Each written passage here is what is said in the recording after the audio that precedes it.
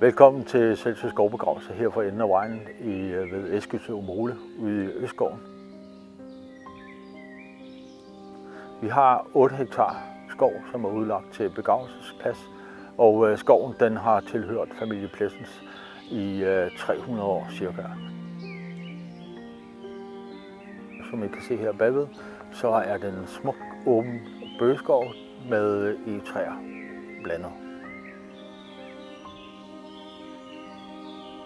For at gøre det så let på dagen for de pårørende herude på Selsø Skovbegravelse, har vi anlagt en ceremoniplads op på bakken med en fantastisk udsigt ud over fjorden.